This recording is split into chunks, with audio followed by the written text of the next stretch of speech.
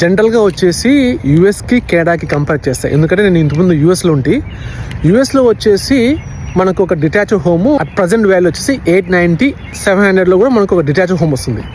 అదే కెనడాలో వచ్చేసి 700కి 800కి ఒక టౌన్ హౌస్ వస్తుంది.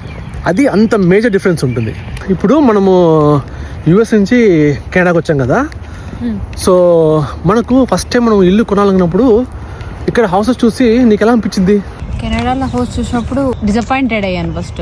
ఓకే, ఎందుకంటే యూఎస్లో హ్యూజ్ హౌసెస్ ఉంటాయి కదా, ఇక్కడ వచ్చేసి హౌసెస్ చిన్నగా ఉంటాయి, ప్యాంట్రీ ఉండదు, కిచెన్లో ప్యాంట్రీ ఉండదు, తర్వాత వచ్చేసి బ్యాక్ యార్డ్ ఉండదు.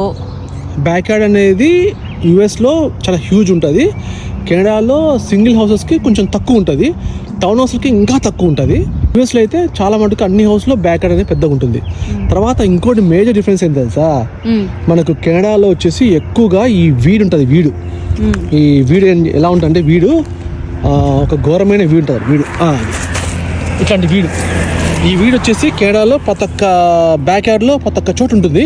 నాకు యూఎస్లో చాలా తక్కువగా వచ్చింది ఈ వీడు. అవును, ఏమంటావు? అవును, అంతే. సో కంపేర్ టు యూఎస్ ఏంటంటే మనము యూఎస్లో ఆల్రెడీ ఉండొచ్చాం కాబట్టి మనం కంపేర్ చేస్తాం. అదే నువ్వు డైరెక్ట్ కెనడాకి వచ్చాము అనుకో, ఇదే బాగున్నట్టు మనకు అనిపిస్తుంది. ఎక్కడ మనం ఎక్కువ రోజులు ఉంటామో అక్కడ ఆ ప్లేస్ మనకు నచ్చుతుంది.